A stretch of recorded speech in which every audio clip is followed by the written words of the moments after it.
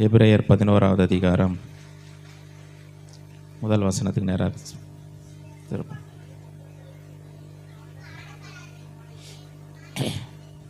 எல்லாருக்கும் மனப்படமே ஆயிடுச்சிங்களா? விசுவாசமானது நம்பப்படுகிறவைகளின் உறுதியும் காணப்படாதவைகளின் நிச்சயமாய் இருக்கிறது. ஓகே, இந்த விசுவாசத்தை குறித்து தான் கடந்த ஒரு சில வாரங்களாக நம்ம தியானித்து கொண்டு வருகிறோம். விசுவாசம் இல்லாமல் தேவனுக்கு பிரியமாய் இருப்பது கூடாத காரியம் என்று வேதத்தில் சொல்லப்பட்டிருக்கிறது. விசுவாசத்தின் மூலமாக தான் நம்ம என்ன பண்ண முடியும்? இந்த உலகத்தை கூட ஜெயிக்க முடியும். இப்போ இந்த விசுவாசம் என்பது கிறிஸ்தவர்களுக்கு ரொம்ப மிக முக்கியமான ஒரு காரியம். விசுவாசம் இல்லைன்னா இந்த கிறிஸ்தவ ஜீவியத்தை நம்ம செய்ய முடியாது. அப்படிப்பட்ட இந்த விசுவாசம் ஒரு மனிதனுக்குள்ளே எப்படி வருது அப்படின்னா, கர்த்தருடைய வார்த்தையை தொடர்ந்து கேட்பதன் மூலமாக அந்த விசுவாசம் வருகிறது. கர்த்தருடைய வார்த்தையும் இயேசுவையும் நம்ம ரெண்டுமே பிரித்து நம்ம பார்க்க முடியாது.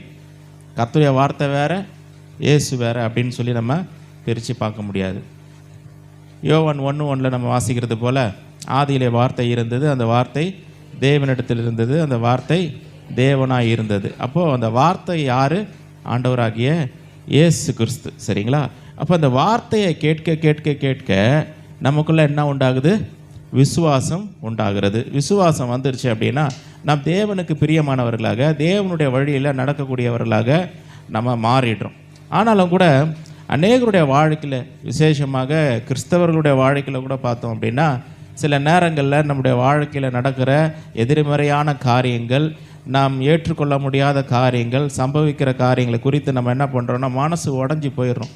என்ன என் வாழ்க்கையில் இப்படிலாம் நடக்குதே, கடவுள்னு ஒருத்தர் இருந்தாருன்னா என் வாழ்க்கையில் இதெல்லாம் தடுத்து நிறுத்தி இருக்கலாமே, இது நடக்கக்கூடாமல் பார்த்துருந்துருக்கலாமே, அவரே எதனாவும் செஞ்சுருக்கலாமே அப்படின்னு சொல்லி உலக ஜனங்கள் நினைக்கிறது போல் கிறிஸ்தவ ஜனங்களும் அப்படி நினைக்கிறாங்க. அப்போது என்ன ஆகிடுது அப்படின்னா, ஆண்டவர் மேலேயே ஒரு சின்ன ஒரு வருத்தம், சில கஷ்டம், கொஞ்சம் கசப்பு இப்படிலாம் வந்துடுது. ஆனால் வெளியில் சொல்ல முடியாது. இதே ஒரு மனுஷன் ஒரு தப்பு பண்ணால், இந்த மனுஷன் தாங்க காரணம், இவனால் தாங்க என் வாழ்க்கையில் இப்படி ஆச்சு நம்ம பகிரங்கமாக சொல்லலாம். அதையும் கேட்குறதுக்கு ஒரு 4 பேர் இருப்பாங்க. ஆனால் ஆண்டவர் தான் தப்பு செஞ்சார் நம்ம சொல்ல முடியாது. ஏன்னா அவர் சர்வ ஞானி, தேவனால் தவறு செய்ய முடியாது. அவர் செய்கிற காரியங்கள் எல்லாம் ஞானம் உள்ள காரியங்களாக தான் இருக்குது. தேவனிடத்தில் எந்த தவறும் இல்லை, தேவனிடத்தில் எந்த பிரச்சனையும் இல்லை. அப்போ அவர் மேலே நம்ம என்ன பண்ண முடியாது? குறை சொல்ல முடியாது. ஒரு பக்கத்தில் இருக்க ஒரு நபர்கிட்டையும் நம்ம சொல்ல முடியாது. ஆனால் சொல்லலைன்னா கூட மனசுக்குள்ளே நிறைய பேருக்கு இப்படிப்பட்ட கேள்விகளோடு கூட வாழ்ந்து கொண்டு இருக்கிறாங்க. ஏன் என் வாழ்க்கையில் இப்படி நடந்தது? இது நடக்காமலே இருந்திருக்கலாமே. அப்போ ஆண்டவருக்கு என் மேலே பிரியம் இல்லையா? என் மேலே ஆண்டவருக்கு அன்பு இல்லையா? ஆண்டவர் என்னை நேசிக்கலையா? அப்படின்னு சொல்லி பலவிதமான கேள்விகளோடு கூட கிறிஸ்தவ ஜனங்கள் வாழ்ந்து கொண்டிருக்கிறத நம்ம பார்க்க முடிகிறது. ஆண்டவரிடத்தில் எந்த விதமான பிரச்சனையும் இல்லை. இதை குறித்து அப்போஸ்தலனாகிய பவுல் ஒரு வசனத்தில் அப்படி சொல்கிறார். என்ன சொல்கிறாருன்னா, 2 தீமோத்தேயு 1வது அதிகாரம் 12வது வசனத்தில் சொல்கிறார், நான் விசுவாசித்திருக்கிறவர் இன்னார் என்று அறிந்திருக்கிறேன் அப்படிங்கிறார். சரிங்களா? அந்த வசனத்தை வாசிப்போம். 2 தீமோத்தேயு 1:12.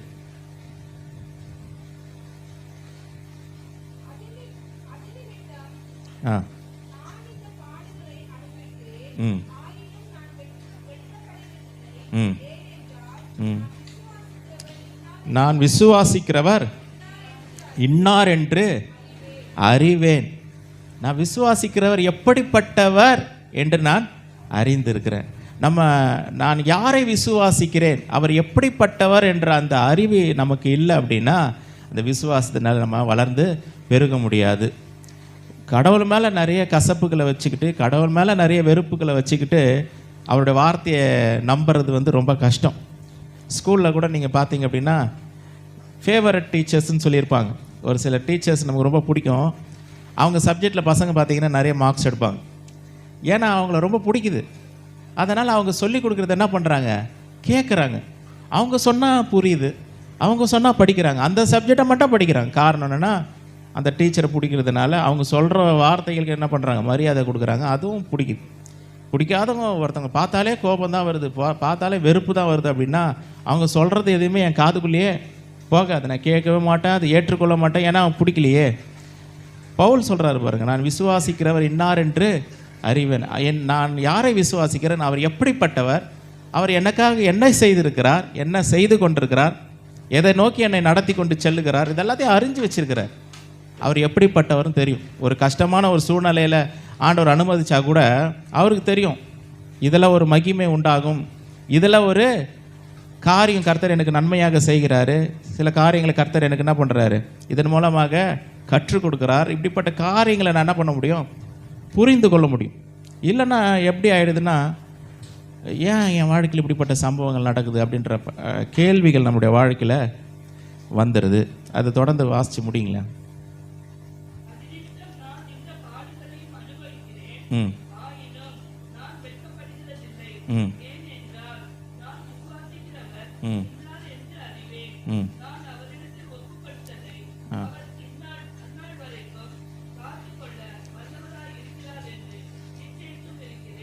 போதும். இதில் தமிழ் பைபிளில் வந்து கொஞ்சம் வித்தியாசமாக தான் இருக்குது.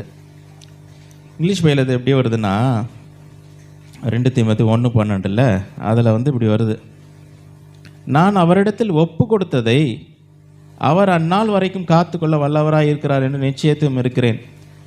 நான் ஒப்பு கொடுத்ததுன்றதை விட எப்படி வருது, இங்கிலீஷ் பைபிள் எப்படி வருதுன்னா, கர்த்தர் என்னை நம்பி சில காரியங்கள் ஒப்பு கொடுத்துருக்கார், என்கிட்ட கொடுத்துருக்கிறார், அதை செஞ்சு முடிக்கிறது கர்த்தர் எனக்கு உதவி செய்வார்னு வருது. என்னை நம்பி ஆண்டவர் சில காரியங்களை கொடுத்துருக்கிறாரு, அதை செய்வேன்னு சொல்லி என்னை ஒப்பு கொடுக்குறேன். ஒப்பு கொடுக்குறதுன்னு அப்படி தான்.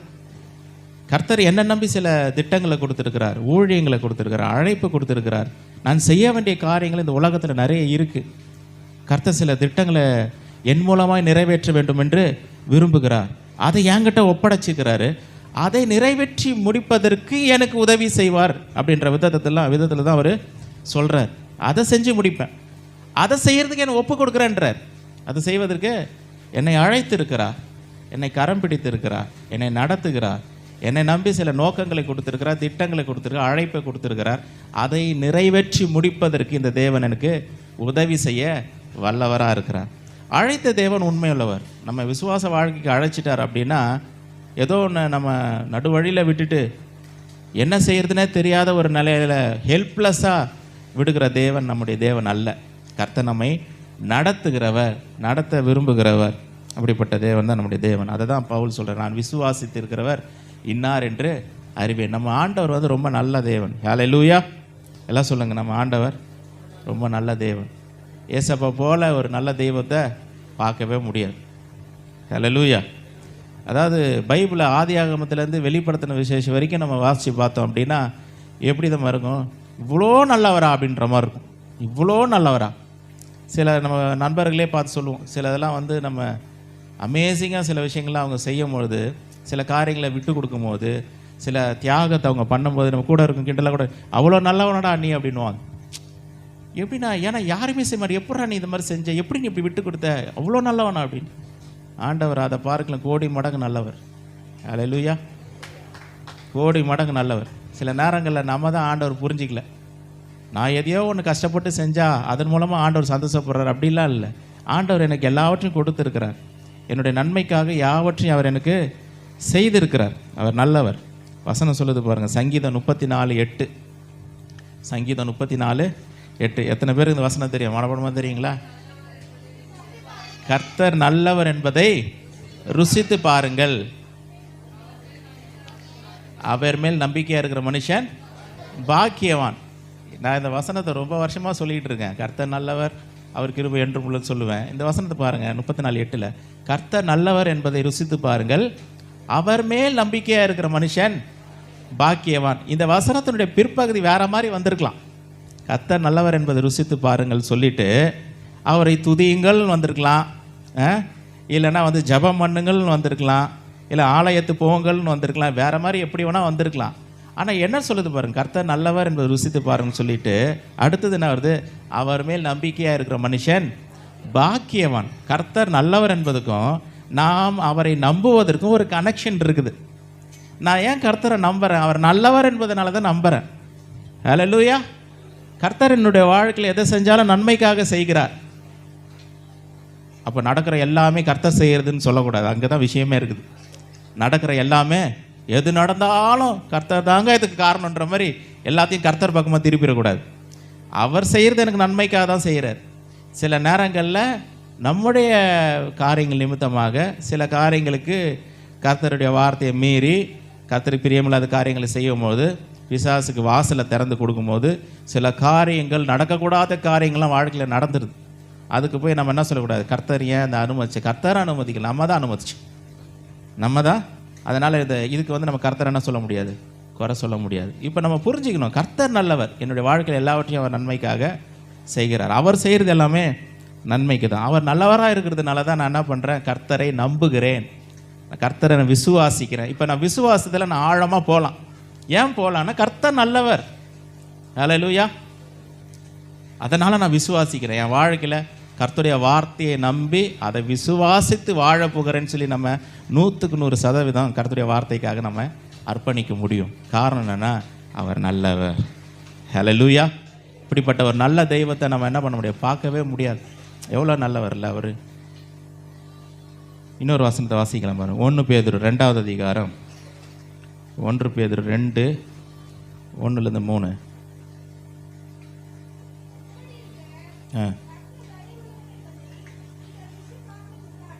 இங்கேயும் கவனிங்க, மறுபடியும் அதே மாதிரியான வார்த்தைகள் பயன்படுத்துகிறாங்க. இப்படி இருக்க கர்த்தர் தயை உள்ளவர் என்பதை, தயை உள்ளவர்னும் போது அவர் நன்மை செய்கிறவர், நமக்கு இரக்கம் பாராட்டுறவர், நமக்கு உதவி செய்கிறவர், நமக்கு ஃபேவர் கொடுக்குறவர், நன்மை செய்கிறவர், நல்லவர். நல்லவர்னா நன்மை செய்கிறவர் இல்லை, அதே வார்த்தை தான். இப்போ இந்த பேதுரு இந்த வசனத்தை எழுதும் போது அந்த சங்கீதம் 34:8 கோட் பண்ணி தான் எழுதுறார்.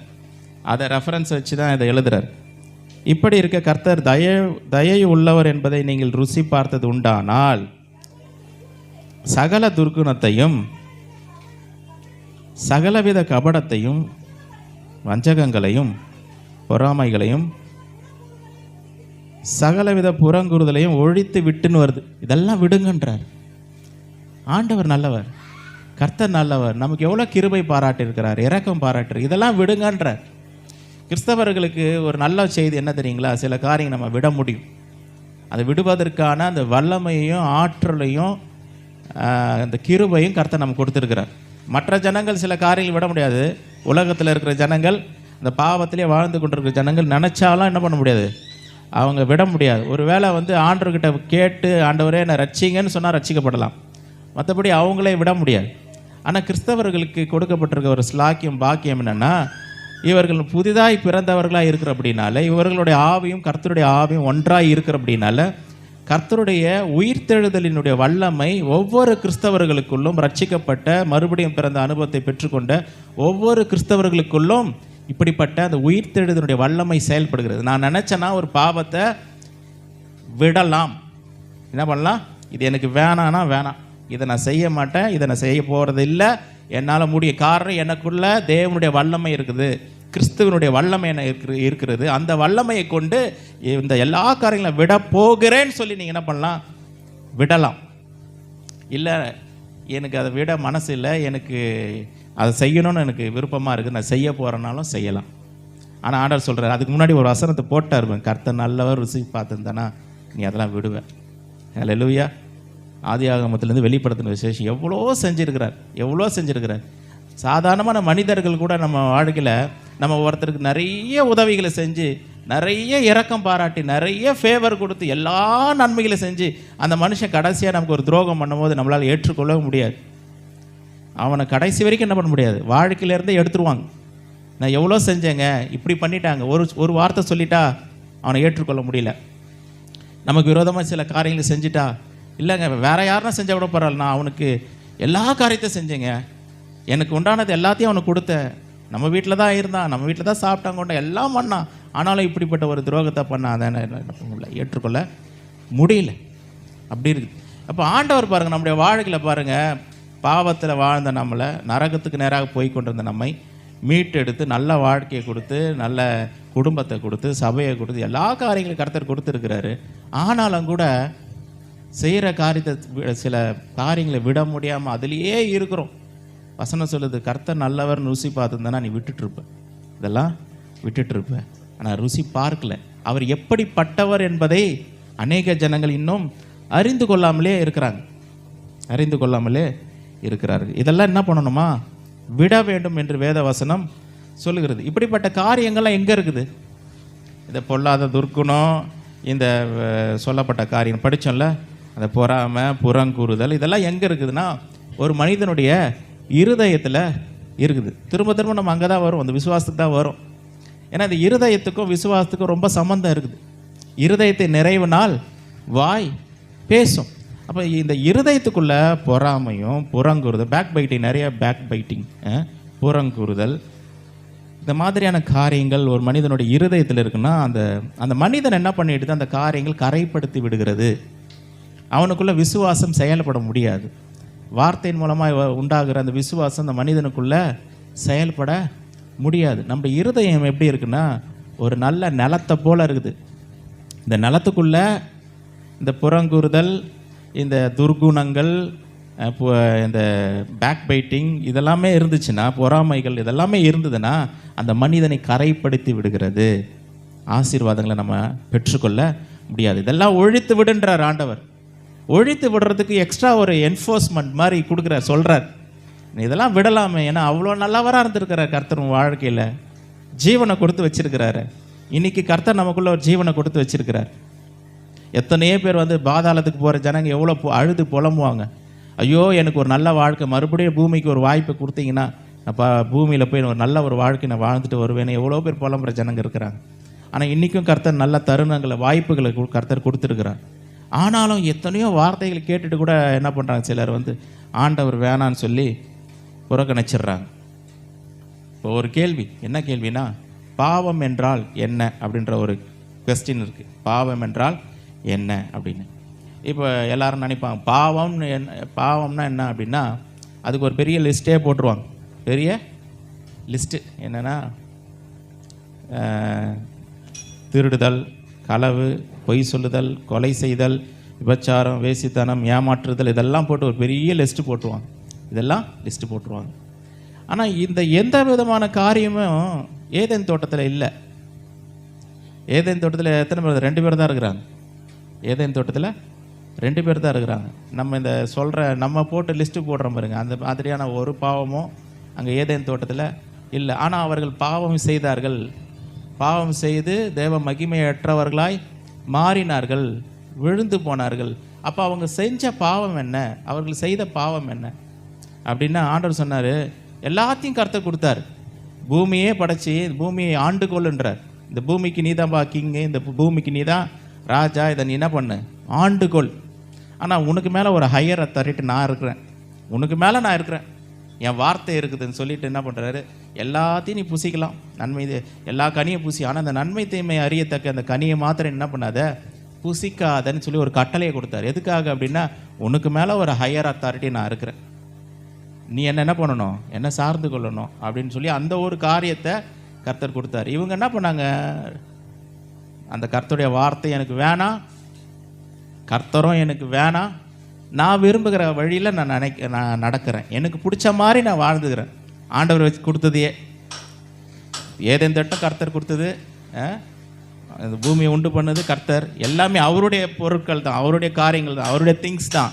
ஆனால் கர்த்தர் வேணாமா, நீங்கள் வேணாம், உங்கள் வார்த்தை எனக்கு வேணாம், நான் ஆசைப்படுற மாதிரி நான் என்ன பண்ண போகிறேன், வாழப்போ. எனக்கு நீங்கள் சொல்கிறீங்க அந்த பழத்தை சாப்பிட, எனக்கு சாப்பிடணும் போல் இருக்கே, எனக்கு சாப்பிடணும், நான் சாப்பிடுவேன், உங்கள் வார்த்தை எனக்கு பெருசு இல்லை, நான் சாப்பிடுன்னு சொல்லி சாப்பிட்டாங்க. அதுதான் பாவம். கர்த்தர் வேணான்னு சொல்லி ரிஜெக்ட் பண்ணுறது, அவருடைய வார்த்தை வேணான்னு சொல்லி ரிஜெக்ட் பண்ணுறது தான் அது பாவம். வேறு எதுவும் பண்ணல, வேறு எதுவும் அவங்க பண்ணல, கர்த்தருடைய வார்த்தையை அவமதித்தார்கள், ரிஜெக்ட் பண்ணாங்க. ஆனால் நம்முடைய வாழ்க்கையில் ரட்சிக்கப்படும் போது என்ன நடந்தது பாருங்கள். ஒரு மனிதன் ரட்சிக்கப்படும் போது எப்படி ரட்சிக்கப்படுறான்னு பாருங்கள்.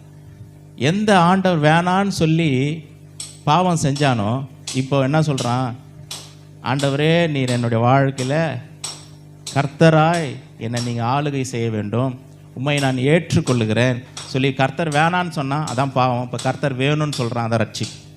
அல்லேலூயா. கர்த்தர் வேணான்னு சொல்கிறது என்னது, பாவம். கர்த்தர் வேணும்னு சொல்கிறது ரட்சிப்பு. இப்போ அங்கே பாவத்தில் ஏதேன் தோட்டத்தில் என்ன பண்ண, கர்த்தருடைய வார்த்தையை மீறினா, இங்கே என்ன பண்ணுறான், ஆண்டவரே உங்களுடைய வார்த்தையின்படி வாழ்வதற்கு என்னை அர்ப்பணிக்கிறேன், உங்களுடைய வார்த்தையின்படி நடப்பேன்னு சொல்லுவது தான் என்னது, ரட்சிப்பு. அல்லேலூயா. கர்த்தருடைய வார்த்தையின்படி நான் நடக்க விரும்புகிறேன், கர்த்தருடைய வார்த்தையின்படி அவருடைய சித்தத்தின்படி நான் செய்ய விரும்புகிறேன் என்று சொல்வது தான் என்னது? ரட்சிப்பு. இன்றைக்கி கூட பார்த்தீங்கன்னா அநேக கிறிஸ்தவர்கள் என்ற ஒரு பேர் இருக்கும் அவங்களுக்கு. சர்ச்சுக்கு போவாங்க, எல்லாம் செய்வாங்க. ஆனாலும் கர்த்தருடைய வார்த்தை என்ன பண்ண மாட்டாங்க? செய்ய மாட்டாங்க, கை கொள்ள மாட்டாங்க, அதுக்கு செவி கொடுக்க மாட்டாங்க. அந்த வார்த்தை எனக்கு வேண்டாம், எனக்குன்னு ஒரு வாழ்க்கை இருக்குது, அதன்படி நான் வாழப்போகிறேன்னு சொல்லி அப்படி ஒரு வழியில் போவாங்க. அப்போ என்ன பண்ணுறாங்க? தேவனுக்கு விரோதமாக என்ன பண்ணுறாங்க? பாவம் செய்கிறாங்க. சிலர்லாம் சொல்கிறாங்க, நான் என்னங்க செய்யக்கூடாது, பெரிய தப்பு நான் செஞ்சுட்டேன், எந்த தப்பும் நான் பண்ணலையே, எந்த தப்பும் நான் பண்ணல, நீங்கள் சொல்லுங்கள், எதனா ஒரு தப்பு நான் செஞ்சேன்னு சொல்லுங்கள் அப்படின்வாங்க. நம்ம ஏற்கனவே போட்ட லிஸ்ட்டு மாதிரி அந்த மாதிரியான தவறுகள் பாவங்கள் எதுவும் செய்யலை. ஆனால் இவங்க என்ன பண்ணுறாங்க? கர்த்தருடைய வார்த்தை வேண்டாம், அவருடைய வசனத்தின்படி நான் வாழ விரும்பலை, இந்த கர்த்தர் பற்றி எனக்கு தெரியாதுங்க, அவர் வார்த்தை வசனம்னா எனக்கு பிடிக்கல, பைபிள்னால எனக்கு பிடிக்கல அப்படின்னு சொல்லி கர்த்தரையும் அவருடைய வார்த்தை என்ன பண்ணிடுறாங்க? ரிஜெக்ட் பண்ணிடுறாங்க. அதுதான் பாவம். அநேகர் நம்முடைய வாழ்க்கையில் நல்ல கிறிஸ்தவர்கள் கூட பாருங்கள், ஒரு வார்த்தை, கர்த்தருடைய வார்த்தை ஒன்று இருக்கும், ஆனால் இவங்க செய்கிறது வேறு மாதிரி இருக்கும். காரணம் என்னன்னா, இந்த வார்த்தை எனக்கு வேணாம், நான் நினைக்கிறது போல செய்ய போகிறேன். அதுதான் ஆண்டவருடைய பார்வையில் பாவமாக இருக்கிறது. இப்படிப்பட்ட அந்த காரியங்கள் நம்முடைய இருதயத்தை நிரப்பும் பொழுது, பாவமான காரியங்கள் நம்முடைய இருதயத்தை நிரப்பும் பொழுது என்ன ஆகிடுது அப்படின்னா, இருதயம், ஒரு மனிதன் கரைப்பட்டு விடுகிறான், அவனுடைய இருதயம் கரைப்பட்டு விடுகிறது. அப்போ இருதயம் கரைப்பட்டுருச்சு அப்படின்னா அவனுக்குள்ளே என்ன வர முடியாது? விசுவாசம் வர முடியாது. இருதயத்தை நிறைவுனால வாய் பேசும். அப்போது விசுவாசத்துக்கும் இந்த இருதயத்துக்கும் வாய்க்கும் ரொம்ப சம்மந்தம் இருக்குது. இந்த இருதயத்தை கர்த்தருடைய வார்த்தையினால் நிரப்பும் பொழுது இந்த பாவத்தை, துர்குணத்தை எல்லாத்தையும் எடுத்து போடுறேன். காரணம் என்னென்னா, கர்த்தர் நல்லவர், அவர் நல்லவராக, இவ்வளோ நல்லவராக இருக்கிறாரு, அவருக்காக இந்த காரியத்தை விட்டுட்டு அவருக்காக நான் வாழக்கூடாதா அப்படின்ற அந்த ஒரு தீர்மானத்தை நம்ம என்ன பண்ண முடியும்? நம்முடைய வாழ்க்கையில் எடுக்கலாம். கர்த்தர் பாருங்கள், அவர் எதையுமே வலுக்கட்டாயமாக செய்கிறதில்ல, நீ செஞ்சு தான் ஆகணும்னு சொல்லி என்ன பண்ணுறதில்ல, நம்மளை ஃபோர்ஸ் பண்ணுறதில்ல. ஆனால் எதிர்பார்க்குறேன், என் பிள்ளை என் வார்த்தையின்படி நடக்கணும், என்னுடைய சித்தத்தின்படி நடக்கணும்னு சொல்லி ரொம்ப ஏங்கி தவிக்கிற ஆண்டவர் தான் நம்முடைய ஆண்டவர். ஹல்லேலூயா. நம்முடைய இந்த உலகத்தில் கூட எத்தனையோ ஜனங்கள் இருப்பாங்க, அன்புக்காக ஏங்குகிறவர்கள் எவ்வளோ பேர் இருக்கிறாங்க இந்த உலகத்தில். அவங்கள விட ரொம்ப அதிகமாக அன்புக்காக ஏங்குகிறவர் நம்முடைய ஆண்டவராக இயேசு கிறிஸ்து தான். அவரை மாதிரி என் பிள்ளை, என் மகன், என் மகள் என்னுடைய வழிகளில் நடக்க மாட்டாங்களான்னு சொல்லி ஏங்கி தவிக்கிறார். எவ்வளோ இதுக்கு மேலே என்ன செய்யணும்னு கேட்குற, வேறு எதனா இருக்கா செய்கிறதுக்கு? என்னுடைய வழிகளில் நடப்பதற்கு, இந்த ஜீவனை சுதந்திரித்துக் கொள்வதற்கு, இந்த நித்திய ஜீவனை சுதந்திரித்துக் கொள்வதற்கு இதுக்கு மேலே எதனா செய்யணுமான்னு ஆண்டவர் கேட்குறார். இதுக்கு மேலே எதனா இருக்கா? அப்படி இருந்தால் சொல்லுங்கள், அதையும் நான் செய்கிறேன்.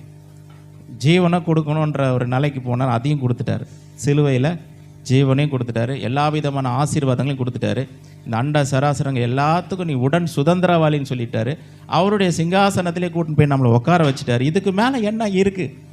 ஆனாலும் இன்னமும் அநேகருடைய இருதயம் எப்படி இருக்குன்னா, என் வழியில் தான் நான் நடப்பேன், இந்த மாதிரி சர்ச்சுகளை நான் சொல்ல கூப்பிடாதீங்க, எனக்கு அதெல்லாம் பிடிக்காது, என்ன இங்கே ரொம்ப டிஸ்டர்ப் பண்ணுறீங்க, தொந்தரவு பண்ணுறீங்க, நான் இப்படி தான் நடக்க போகிறேன். ஆண்டவருக்கு எவ்வளோ மனசு கஷ்டப்படும் பாருங்கள், எவ்வளோ வருத்தப்படுவார். கர்த்தர் நல்லவர் என்பதை ருசித்து பாருங்கள்னு சொல்லி வேதத்தில் போட்டிருக்கு. ஆண்டவர் என்றைக்குமே தீமையான காரியங்களை நம்முடைய வாழ்க்கையில் செய்கிறதில்ல. புரிஞ்சுக்கணும், நம்முடைய வாழ்க்கையில் நடக்கிற காரியங்கள் யார் மூலமாக உண்டாகிறது என்பதை நாம் கொள்ள வேண்டும். இன்னொரு வசனத்தை வாசிக்கலாம். 1 யோவான் 2வது அதிகாரம், 1 யோவான் 2வது அதிகாரம் 14வது வசனம்.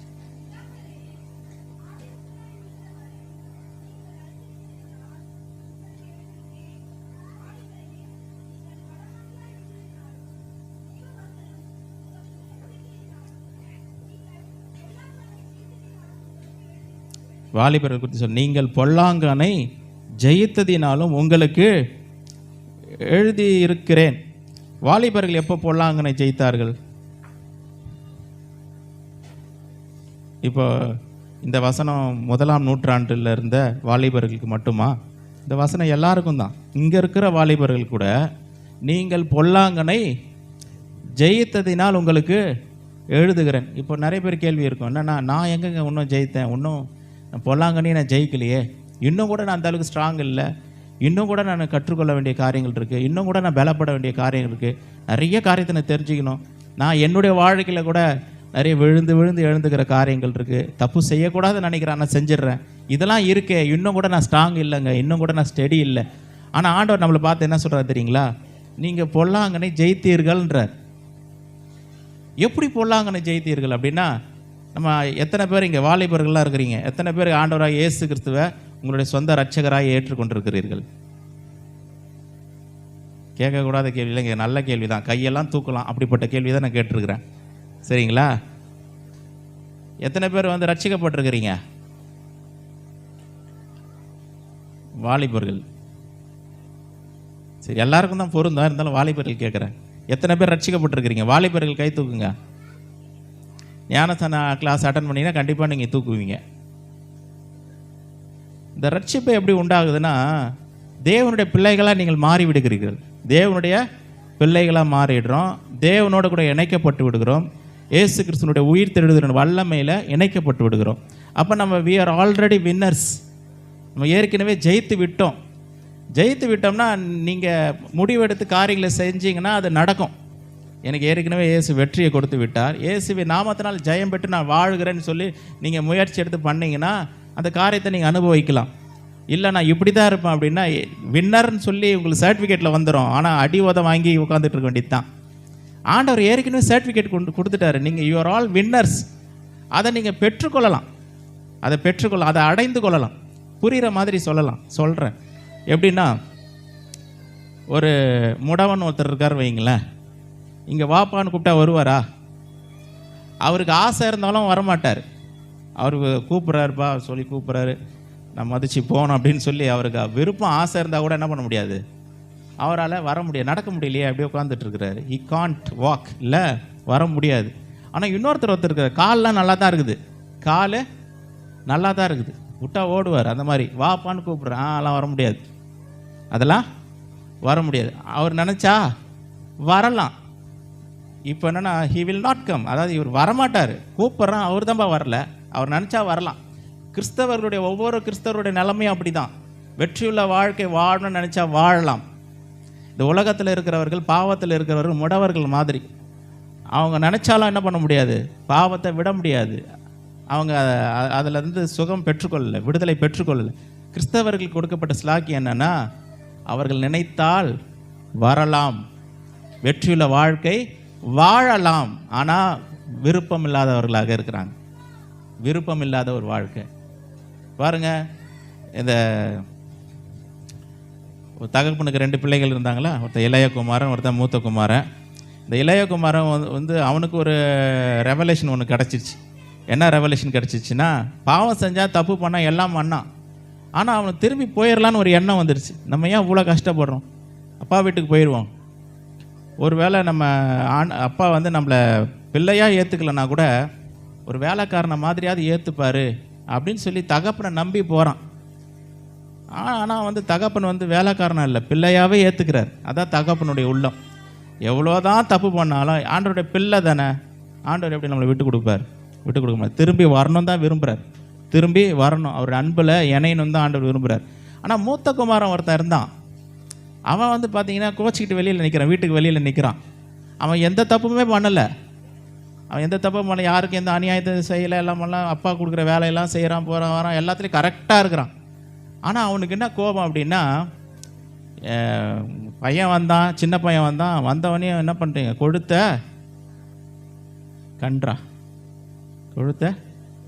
கன்று அடிக்கிறீங்க, அவனுக்கு வஸ்திரத்தை கொடுக்குறீங்க, மோதிரத்தை கொடுக்குறீங்க. நான் இவ்வளோ கஷ்டப்பட்டனே, நான் சந்தோஷமாக இருக்கிறதுக்காக, என் நண்பர்களோடு கூட சந்தோஷமாக இருக்குது, ஒரு சின்ன ஆட்டுக்குட்டியை கூட நீங்கள் என்ன பண்ணல, அடிக்கலை. அவனுக்கு அந்த வெளிப்பாடே இல்லை. சொல்கிறாரு, இங்கே இருக்கிறது எல்லாமே உனக்கு சொந்தமானது தானப்பா, உனக்கு சொந்தம், நீ எடுத்துக்கல, நீ அனுபவிக்கல, நீ கோச்சிக்கிட்டு வெளியே நிற்கிற. ஆண்டவர் நமக்கு எல்லா விதமான வல்லமையும் கிருபையும் எல்லா விதமான ஆசீர்வாதங்களும் கொடுத்துருக்கிறாரு. ஆனால் அதை அடைந்து கொள்வதற்கு என்ன இல்லை, மனசு இல்லை. வெளியில் நிற்கிறான், உள்ள வான்னு கூப்பிட்டா கூட என்ன பண்ண மாட்டான், வரமாட்டேன்றான். அவனுக்கு அந்த வெளிப்பாடு இல்லை. கிறிஸ்தவர்கள் நினச்சா சில காரியங்களை அடைந்து கொள்ள முடியும், பெற்றுக்கொள்ள முடியும். இன்னும் கூட பார்த்தீங்கன்னா நிறைய பேர் அதை ஏற்றுக்கொள்வதுக்கு மனசு இல்லை. ஏற்றுக்கொள்வதற்கு அதெல்லாம் அப்படி தான் சொல்லுவாங்க, நம்ம போகிற ரூட்லேயே நம்ம போயின்னு இருப்போம் அப்படின்னு சொல்லி போயிட்டுருப்பாங்க. எத்தனை வருஷம் ஆனாலும் அவங்க அப்படி தான். ஆனால் அவங்களுக்கு வந்து ஆண்டவர் ஆசீர்வாதங்களை வச்சிருக்கிறாரு. சுதந்திரித்து கொள்வதற்கான மனது இல்லாதவர்களாக இருக்கிறாங்க. அதனால் இவர் சொல்கிறாரு, அப்போஸ்தலனாகிய பவுலும் சொல்கிறார், பேதுரு சொல்கிறார், கர்த்தர் நல்லவர்னு சொல்லி நீ ருசி பார்த்தனா நீ டக்குன்னு விட்டுருவன்றார். அவர் யாருன்னு கொஞ்சம் தெரிஞ்சுக்கோ, அவர் எப்படிப்பட்ட, இன்னும் அவருடைய அன்பு எப்படிப்பட்ட தெரிஞ்சுக்கோ, அவர் எவ்வளோ நல்லவர் என்பதை என்ன பண்ணு நீ புரிஞ்சுக்கிட்டேன்னா இப்படி பண்ண மாட்ட அப்படிங்கிற மாதிரி சொல்கிறார். அதில் சொல்லிட்டு வராரு பாருங்க. அதை 2:14 வாசித்தோம், 15 வாசிங்களேன்.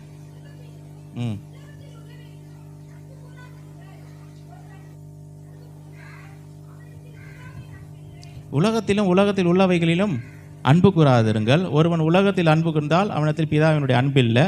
அப்புறம் ஏனெனில் மாம்சத்தின் இச்சையும் கண்களின் இச்சையும் ஜீவனத்தின் பெருமையுமாகிய இவைகளெல்லாம் இதெல்லாம் பிதாவினால் உண்டானவைகள் அல்லன்ற. இதெல்லாம் பிதா கொடுத்ததே கிடையாது. இந்த உலகத்தினுடைய இச்சை, கண்களின் இச்சை, மாம்சத்தினுடைய இச்சை, ஜீவனத்தின் பெருமை, இதெல்லாம் கர்த்தர் உண்டு பண்ணின காரியங்கள் அல்ல. ஆனால் இந்த உலகத்துக்குள்ளே வந்துருச்சு. இதுக்கு ஒரு மனுஷன் தன்னுடைய வாழ்க்கையை திறந்து கொடுக்கும் பொழுது, ஒரு மனுஷனை தூக்கி இந்த சிங்க குகையில் போடுற மாதிரி, பசியாக இருக்கிற சிங்க குகையில் தூக்கி போடுற மாதிரி தான். போட்டவன் என்ன பண்ணுது, அவனை பிச்சு ஒரு வழி ஆக்கிடுது. ஒரு மனுஷன் என்ன பண்ணுறான், இவைகளுக்கு தன்னை திறந்து கொடுக்கும் பொழுது அவனுடைய வாழ்க்கை என்ன பண்ணுது, அழித்து போட்டு விடுகிறது. கர்த்தர் இதுக்கு காரணமே இல்லை. தேவன் நம்மை பாதுகாக்கத்தான் விரும்புகிறார். நம்ம அரவணைத்து, நம்ம ஆதரித்து, நம்ம உயர்த்தி, அவருடைய வசனங்கள் மூலமாக, வார்த்தையின் மூலமாக அவருடைய வழியை கர்த்தர் நமக்கு காண்பித்திருக்கிறார். இந்த ரூட்டை கரெக்டாக பிடிச்சோம் அப்படின்னா நல்ல ஒரு டெஸ்டினேஷனை நம்ம என்ன பண்ணலாம், அடையலாம். நல்ல வழியை கர்த்தர் கொடுத்துருக்கிறாரு. இதை விட ஒரு உத்தமமான ஒரு வழி இருக்கவே முடியாது. இவ்வளோ தெரிஞ்சோம், இவ்வளோ காரியங்கள். இவங்க இயேசு கிறிஸ்துவின் சீஷரில் யூதாஸ் காரியத்தை பாருங்கள். அவன் பார்க்காதது எதுவுமே கிடையாது. எல்லா அற்புதங்களையும் பார்த்தான், எல்லா அதிசயங்களும் பார்த்தான். அந்த 5 அப்பம் 2 மீன், இதை வந்து 5000 பேர் புருஷர்களுக்கு, 5000 புருஷர்கள் அடங்கிய ஒரு பெரிய திரள் கூட்டம், கிட்டத்தட்ட 20,000 30,000 பேருக்கு அதை ஆசீர்வாதத்தை கொடுக்குறாரு. இதெல்லாம் பார்க்குறான். அவன் பார்க்காத அற்புதமே கிடையாது. எல்லாமே தெரிஞ்சிருந்த கூட என்ன பண்ணிட்டான் அவன், கடைசியாக இயேசு கிறிஸ்துவை காட்டி கொடுத்தான். ஆண்டவர் பார்த்து சொன்னார், அவனுக்காக சொன்னார், இவன் பிறந்ததை விட பிறக்காமல் இருந்திருந்தா நலமாக இருந்திருக்குமே. எல்லாவற்றையும் அறிந்திருந்தான், எல்லாமே பார்த்துருந்தான். கடைசியில் என்ன பண்ணான், அந்த மனம் திரும்பாமல் போயிட்டான். மனம் திரும்புதல் என்பது வேற, வருத்தப்படுறதுன்றது வேற. யூதாஸ் காரியத்தை தன்னுடைய வாழ்க்கையில் அவன் செஞ்ச தவறுக்கு, பாவத்துக்கு என்ன பண்ணான், வருத்தப்பட்டான், மனசு வாதிக்கப்பட்டான், நொந்து போனான். சில பேர் வந்து தப்பு செஞ்சுட்டு வருத்தப்படுறாங்க. வருத்தப்பட்டாலே வந்து கரெக்டுன்னு நினச்சிட்றாங்க. சில பேர் கூட சொல்கிறாங்கல்ல, தப்பு பண்ணிட்டீங்க வருத்தம் தெரிவிக்கின்றாங்க. வருத்தம் தெரிவிக்கிறது பெரிய விஷயம் இல்லை. யார் வேணால் வருத்தம் தெரிவிக்கலாம். ஆமாங்க பண்ண தப்பு தாங்க, திரும்பவும் இன்னொரு நாள் கூட பண்ணலாம்ல, வாய்ப்பு இருக்குல்ல. வருத்தப்படுறதுன்றது வேற, மனம் திரும்புதல் என்பது வேற. மனம் திரும்புதல் அந்த காரியத்தை திரும்ப நான் செய்ய மாட்டேன், இது எனக்கு வேணாம், இந்த காரியம் தேவனுடைய இருதயத்தை பாதிக்கும், அவருடைய இருதயத்தை உடைக்கும், இது தேவனுக்கு பிரியமில்லாத காரியம், இதை நான் செய்ய மாட்டேன், திரும்ப இதுக்கிட்ட நான் போக மாட்டேன் அப்படின்னு சொல்லி அதிலேருந்து வெளியே வர்றது தான் மனம் திரும்புதல். அதில் இருந்து வெளியே வர்றது தான் மனம் திரும்புதல். ஆண்டவரே, இதை மனம் விரும்புகிறேன், மனம் திரும்ப போகிறேன், மனம் திரும்புகிறேன், இதை திரும்பவும் செய்யாததுக்கு எனக்கு பலனை கொடுங்க அப்படின்னா கர்த்தர் பலன் தரார். கர்த்தர் நல்லவர். ஹல்லேலூயா. ஒரு மனிதனுக்கு ரட்சிப்பு உண்டாகும் பொழுது அது கூடவே சேர்ந்து அவனுக்கு தேவையான அந்த பலன் வந்துடுது. அவனுக்கு தேவையான எல்லா விதமான கிருபையும் இரக்கமும் ஆசீர்வாதங்களும் கூடவே வந்துடுது. அப்போ இந்த உலகத்தில் உண்டாயிருக்கிற இந்த இச்சையான காரியங்கள், கண்களின் இச்சை, மாம்சத்தின் இச்சை, ஜீவனத்தின் பெருமை, இதெல்லாமே கர்த்தர் உண்டு பண்ணலை. இதெல்லாம் நம்ம புரிந்து கொள்ளும். ஒரு மனிதன் ஒரு பாவ சோதனைக்கு இழுக்கப்படுறான் அப்படின்னா அதுக்கு காரணம் கர்த்தர் இல்லை, அது காரணம் கர்த்தர். இது உலகத்தினால் உண்டாயிருச்சு, இது பாவ உலகமாக மாறிடுச்சு. இதில் சேஃபாக வாழ்வதற்கு தான் கர்த்தர் வழியை வச்சிருக்கிறார். நம்ம போய் வாலண்டரே அதில் போய் மாட்டிக்கிட்டு, என் வாழ்க்கையில் கர்த்தர் ஏங்க அதெல்லாம் அனுபவிச்சார் தெரியலங்க, கர்த்தர் வந்து நான் சர்ச்சைக்கு தாங்க போகிறேன், ஏங்க இதெல்லாம் நம்மளே வாலண்டரி, அதாவது சோதிக்கப்படுறேன், எவனோ தான் தேவனால் சோதிக்கப்படுகிறேன் என்று சொல்லாதிருப்பானாக. எந்த மனுஷனும் கர்த்தர் என்ன பண்ணுறதில்ல, பொல்லாங்கினால் சோதிக்கிறது இல்லை. பொல்லாங்கினால் கெட்ட காரியத்தை கொடுத்து சோதிக்கிறது இல்லை. ஒரு பிரச்சனை மாட்டினா தான் அவன் எனக்காக உண்மையாக இருக்கிறான்னு அப்படிலாம் ஆண்டவர் செக் பண்ணுறதில்ல. ஒரு கெட்ட காரியத்தை கொடுத்து அவனை சோதிக்கிறவர் நம்முடைய ஆண்டவர் கிடையாது. ஏன்னா அவரையும் கெட்ட காரியங்களை கொடுத்து நம்ம சோதிக்க முடியாதுல்ல. தேவனாகிய கர்த்தரை பரீட்சை பாராதிருப்பாயாகன்றார். நம்ம ஆண்டவர் அப்படிலாம் நம்ம சோதிக்க முடியாது. அதே போல் அவர் என்ன பண்ணுறதில்ல, சோதிக்கிறது இல்லை மனுஷன் கெட்ட காரியங்கள். ஆண்டவர் சொல்கிற இயேசு கிறிஸ்துவின் வார்த்தையை சொல்லுது, நீங்கள் சோதனைக்குட்படாதபடிக்கு விழித்திருந்து ஜெபியுங்கள். ஜெபம் எந்த மனுஷனோட வாழ்க்கையில் ஜெபம் இருக்குதோ அவன் சோதனை வரும் பொழுது ஜெயிப்பான். ஜெபமே இல்லை, ஜெபம் பண்ணி எப்போங்க கடைசியாக ஜெபம் பண்ணி எப்போ பண்ணணும் எனக்கே தெரிலங்க அப்படின்றோம். கண்டிப்பாக தே ஆர் ஆல்ரெடி இன் சின். அவங்க ஏற்கனவே எதில் தான் இருக்கிறாங்க? பாவத்தில் தான் இருக்கிறாங்க. ஏன்னா அவங்களுடைய வாழ்க்கையில் அந்த கிருபை வேலை செய்யாது, பாவத்தில் தான் இருக்கிறாங்க. ஜெபிக்கலை அப்படின்னா ஏதாவது ஒரு பிரச்சனையில் இப்போ என்ன பண்ணுவோம்? வாலண்டரியாக போய் மாட்டுவோம். நம்ம ஜாக்கிரதையாக அந்த உலகத்தில் வாழ வேண்டியது இருக்குது. கர்த்தர் வழிகளை காண்பித்திருக்கிறார். அந்த வழியில் போனோம் அப்படின்னா நம்ம ஜாக்கிரதையாக இந்த உலகத்தில் வாழ முடியும். ஜெபம் ரொம்ப ரொம்ப முக்கியம். ஜெபிக்காதவர்கள் கிறிஸ்தவர்களே இல்லை. வாழ்க்கையில் ஜெபமே பண்ணுறது இல்லைங்க அப்படின்னா ரொம்ப கஷ்டம். ஜெபிக்க ஆரம்பிச்சிடணும். எத்தனை பேர் டெய்லி ஜெபம் பண்ணுறோம்? ஹல்லேலூயா. ஒருவேளை ஜெபிக்கலை அப்படின்னா பிரச்சனை இல்லை, இன்றைக்கி ஜெபம் பண்ண ஆரம்பிச்சு. இல்லைங்க எல்லாரும் 1 மணி நேரம் 2 மணி நேரம் ஜெபம் பண்ணுறேன், நான் எப்படி பண்ணுறது? முதல்ல ஒரு 5 நிமிஷம் ஜெபம் பண்ணுங்க, ஆரம்பிங்க. அப்புறம் 10 நிமிஷம், அப்புறம் ஒரு 15 நிமிஷம் ஜெபிக்கணும். ஜெபிக்கும் பொழுது தேவனுடைய பேலன் நமக்குள்ளே வருது. பாவ சோதனைகள் வரும்போது ஒரு ஸ்ட்ரென்த் இருக்கும் அதை ஜெயிப்பதற்கு. ஜெபம் ரொம்ப ரொம்ப முக்கியம். யாக்கோபு 1வது அதிகாரம் 17வது வசனம். சீக்கிரமாக முடிக்க விரும்புகிறேன். யாக்கோபு 1வது அதிகாரம் 17வது வசனம்.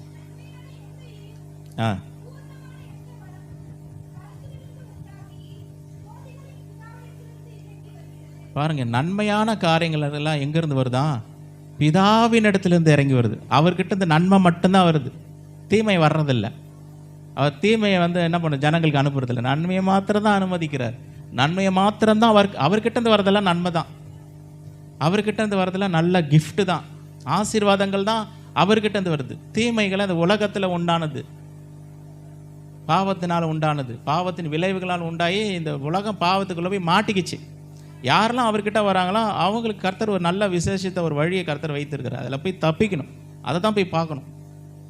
உலகத்தில் நம்மளும் மாட்டிக்கிட்டு ஏன் வாழ்க்கையில் இப்படி நடக்குதுன்னு சொல்லி நம்ம யோசிக்கக்கூடாது. கர்த்தர் இடத்துலேருந்து நல்ல காரியங்கள் மாத்திரம்தான் வருகிறது. ஏற்கனவே நான் சொன்ன பாருங்கள், ஆதி ஆகமத்திலிருந்து வெளிப்படுத்தின விசேஷம் வரைக்கும் எல்லா இடத்துலையும் நம்ம கர்த்தரை நல்லவராக தான் பார்க்குறோம். மனுஷன் முதல்ல தப்பு செஞ்சு என்ன ஆயிடுச்சு அப்படின்னா, தான் ஒரு நிர்வாணின்னு சொல்லி என்ன பண்ணுறான், அவன் உணர்றான்.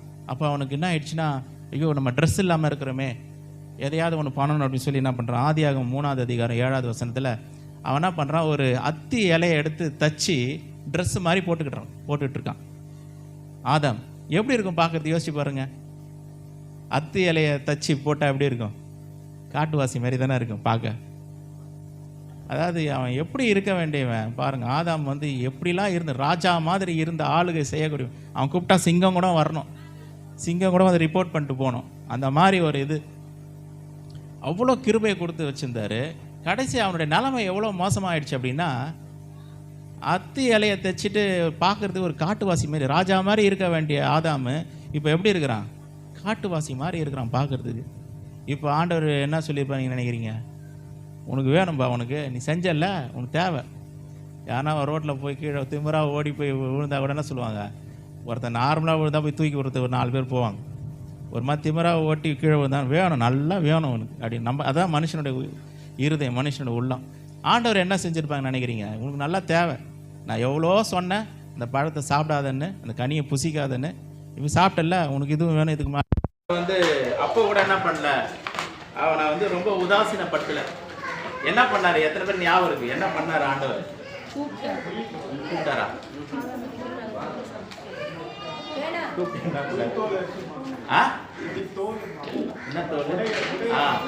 தோலுடைய என்ன பண்றாரு? அவரு ஒரு தோலுடைய செஞ்சு ஆதாமுக்கு கொடுக்கிறாரு.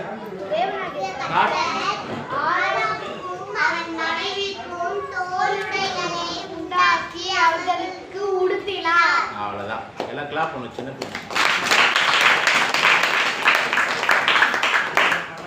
இலைய போட்டுட்டு இருக்கான்.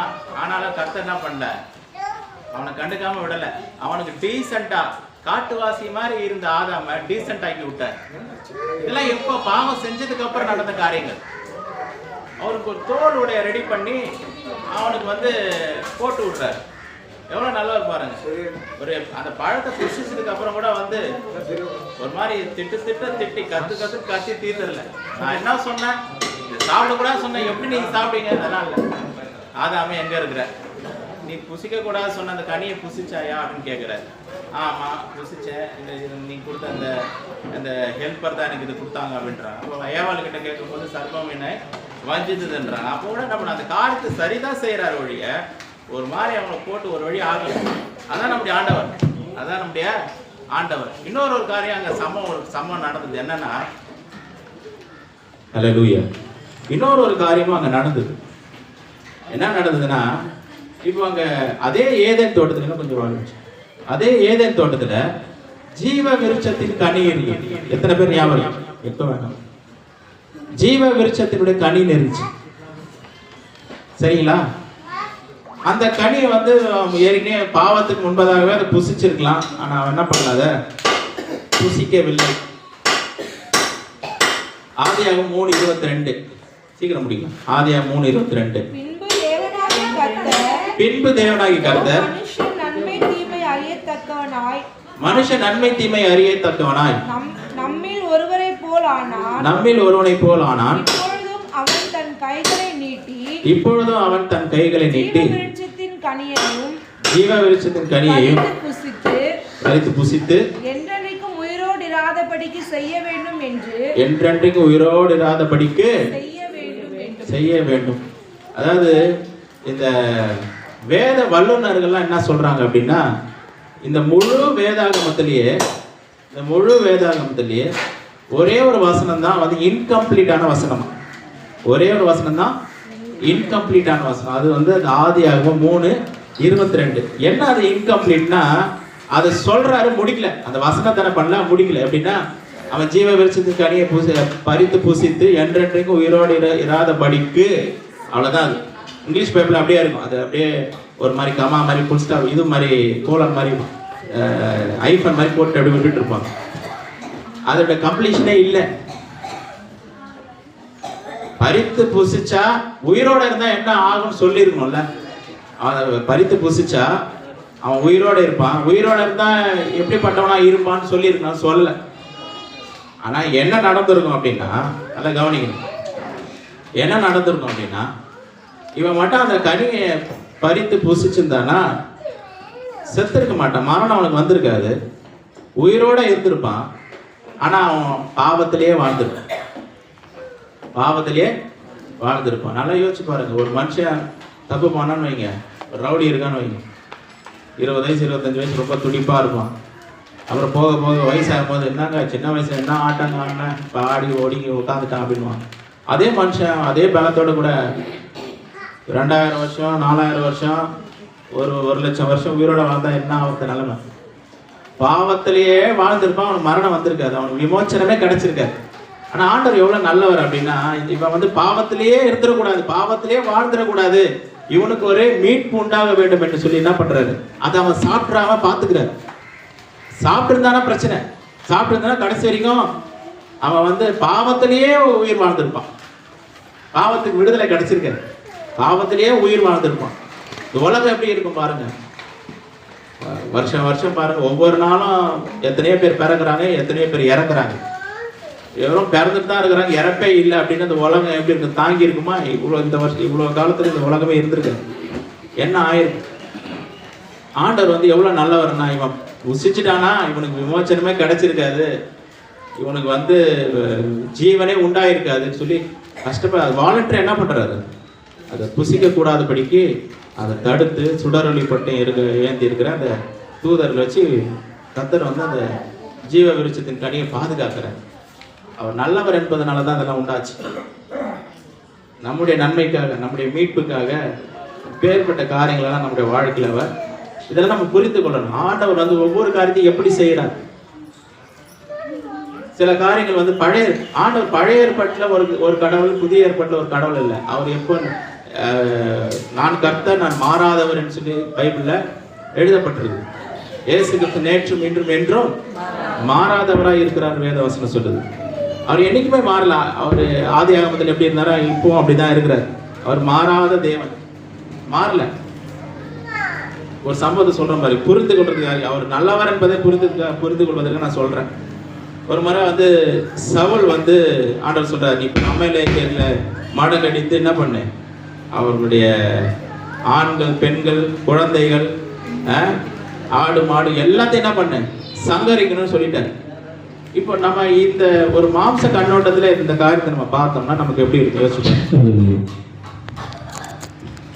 இருக்கும் பாருங்க, மாம்ச கண்ணது என்னங்க ஆண்டவருக்கு மனசாட்சியே இல்லையா? அந்த குழந்தைங்களாம் என்ன தப்பு செஞ்சுது? அந்த பெண்கள் கூட என்ன பாவம், அவங்க என்ன பண்ணாங்க? ஆடு மாடு என்னங்க அந்த வாயில்லாத ஜீவன் என்ன பண்ணுச்சு? அப்படிலாம் நம்ம யோசிப்போம். ஆனால் அந்த அமலேக்கியர்கள் வந்து எப்படிப்பட்ட பாவத்தில் இருந்தாங்க அப்படின்னா, அவலட்சணமான பாவங்களை செஞ்சாங்களாம். அவலட்சணமான பாவங்க, ஆணோட பெண்ணோடன்ற மாதிரி பாவங்கள், மிருகத்தோட பலவிதமான பொல்லாத பாவங்கள். அப்படின்னா என்னென்னா, பொல்லாத நோய் கிருமிகள் வந்து என்ன பண்ணிட்டு அந்த முழு தேசத்தையும் என்ன பண்ணிருச்சு, பிடிச்சி வச்சிருக்குது. இப்போ எப்படி எல்லாம் ஒரு தேசமே எய்ட்ஸ் நோயால் இருக்குதுன்னா என்ன பண்ணணும்னு நம்ம நினைப்போம். என்ன பண்ணலாம்? ஒரு தேசமே எய்ட்ஸ் நோயால் இருக்குன்னா நம்ம என்ன பண்ணுவோம் சொல்லுங்கள்? நீங்கள் எல்லாம் பெருகி பூமியை நிரப்புங்கன்னு சொல்லுவோமா? நம்ம ஒரு ஊரே அப்படி இருக்குன்னா அந்த ஊரே போனாலும் போகிற முழு உலகத்தை காப்பாற்றணும் தான் நம்ம நினைப்போம். ஏன்னா அப்படி அந்த பாவத்தினால் உண்டான விளைவுகள். பாவத்தினால ஆண்டவர் ஏன் முற்றிலுமாய் சங்கரிக்க சொன்னார்னா, அந்த ஜனங்க இருந்தாங்கன்னா முழு உலகத்தையும் என்ன பண்ணிவிடுவாங்க, அந்த நோயினால் என்ன பண்ண நிரப்பிடுவாங்க. அதனால தான் ஆண்டவர் என்ன சொல்கிறாரு, ஜனங்களை பாதுகாக்கணும், இஸ்ரவேல் ஜனங்களை பாதுகாக்கணும், தெய்வ பக்தியாக வாழக்கூடிய ஜனங்களை பாதுகாக்க வேண்டும்னு சொல்லி ஆண்டவர் காரியங்களை செய்கிறார். இப்போ ஒரு ட்ரெயின் போகுது, அந்த ட்ரெயினில் ஆயிரக்கணக்கான பேர் இருக்காருன்னு வைங்க. போகும்போது நடுவில் ஒரு குறுக்க வந்து ஒரு மாடோ ஆடோ வருதுன்னு வைங்க. அந்த ட்ரெயின் இயக்குறவர் என்ன பண்ணுவார்? ஐயோ பாவம், வாயில்லாத ஜீவன் ஒன்று கிராஸ் பண்ணி போகுது, அதை எப்படியாவது பாதுகாக்கணும்னு நினைப்பாரா? இல்லை ட்ரெயினில் இருக்கிற ஆயிரக்கணக்கான ஜனங்களை பாதுகாக்கணும்னு நினைப்பாரா? ஜனங்களை தான் பார்ப்பார். ஆடு போனாலும் பரவாயில்ல, மாடு போனாலும் பரவாயில்ல, அடிச்சு தூக்கிடுவாங்க. நம்ம ஆண்டவர் வந்து செஞ்ச காரியங்கள்லாம் அப்படி தான். அவர் சர்வ ஞானமாய் காரியங்களை செய்கிறார். நம்ம மாம்ச கண்கள்லேருந்து பார்க்கும்போது என்ன ஆண்டவர் இப்படி இருக்கிறார் அப்படின்ற மாதிரி இருக்கு. அவர் ஞானமாய் காரியங்களை செய்கிறவராக இருக்கிறார். கடைசியாக ஒரு காரியத்தை சொல்ல முடிக்கிறோம் பாருங்கள். உபாகமத்தில் 29வது அதிகாரம் 5வது வசனத்தில் வாசித்து பார்த்தோம்னா, இந்த இஸ்ரவேல் ஜனங்க வந்து வனாந்தரத்தில் 40 வருஷமாக வந்து அலைந்து திரிவார்கள். வனாந்தரத்தில் அவங்க நினச்சிருந்தாங்கன்னா ரொம்ப 1 மந்த்துக்குள்ளே போயிருக்கலாமா சொல்கிறாங்க. என்னன்னு சொல்கிறாங்க, 1 மாதத்தில் அந்த கானான் தேசத்துக்குள்ளே பிரவேசிச்சிருக்கலாம். ஆனால் அவிசுவாசத்தினால இவங்க ஆண்டவர் என்ன பண்ணுற, இவர்களை 40 வருஷம் வனாந்தரத்தில் அலைய விடுறாரு. காரணம் அவிசுவாசம், நம்பிக்கை இல்லை, விசுவாசம் இல்லை. விசுவாசம் இல்லாததுனால கீழ்ப்படியில், கர்த்தருடைய வார்த்தைக்கு கீழ்ப்படியில் நம்பலை, அலைந்து திரிகிறாங்க. ஆனாலும் கூட பாருங்கள் என்ன நடக்குது, கவனிங்க. ஆனாலும் கூட என்ன நடக்குது, கீழ்ப்படியில் தான், விசுவாசிகளை தான். ஆனாலும் கர்த்தர் இவர்களை பாதுகாத்தாரு. அவங்களுடைய வஸ்திரம் பழசா போலையா? அவர் நினச்சிருந்தாரு என் வார்த்தை கீழ்ப்படியில் விசுவாசிகளை எப்படியாவது போகணும்னு விட்டு போயிருக்கலாம். அந்த கீழ்ப்படியாமையின் சூழ்நிலையில் கூட, அந்த அவிசுவாசத்தினுடைய சூழ்நிலையில் கூட அப்போ போகிற விட எதிர்த்து பேசுகிறாங்க, குறை சொல்கிறாங்க, என்னென்னமோ பண்ணுறாங்க. ஆனாலும் அவருடைய உண்மையை விட்டு என்ன பண்ணல, அவர் வேலைகளை என்ன பண்ணுறாரு, அவர்களுக்கு அந்த வஸ்திரம் பழசா போகல. ஒரே ஒரு ட்ரெஸ் 40 வருஷம் போட்டாங்கன்னா அது யாராக தான் இஸ்ரவேல் ஜனங்க. நம்ம 40 வருஷத்தில் எத்தனை செப்பல் மாற்றுவோம் நம்ம? 40 வருஷத்தில் ஒரே செப்பல் 40 வருஷமாக போட்டுனுங்க, பழசாகலை, கிழிஞ்சு போகலை. ஆண்டவர் பாதுகாக்கிறாருல்ல. கீழ்ப்படியாத ஜனங்கள் தான். ஆனாலும் கூட ஆண்டவர் வந்து அவர்களுக்கு என்ன பண்ணுறார், நல்லவராகத்தான் இருக்கிறார். அதாவது இரவில் வந்து குளிருது, அக்கினி ஸ்தம்பமாக இருக்கிறார். பகலில் வெயில் அடிக்குது, மேக ஸ்தம்பமாக இருக்கிறார். கீழ்ப்படியாத அந்த ஜனங்களுக்கு ஆண்டவர் பாராட்டுற கிருபை எப்படி இருக்குது பாருங்கள். கீழ்ப்படியாத ஜனங்களுக்கு ஆண்டவர் வந்து அவங்க வேலைக்கும் போல எதுவுமே செய்யலை, 40 வருஷம் சாப்பிட்டாங்க. இன்றைக்கி அநேக கிறிஸ்தவரோட வாழ்க்கையில் கூட ஆண்டவர் சில அற்புதங்களை கிருபையாய் கொடுக்குறாரு, நன்மைகளை அனுபவிக்கிறோம். ஆண்டவர் வந்து நம்ம கைவிடாமல் நடத்துகிறாரு. அதனால் வந்து நம்ம எல்லாவற்றையும் கீழ்ப்படின்னு அர்த்தம் கிடையாது.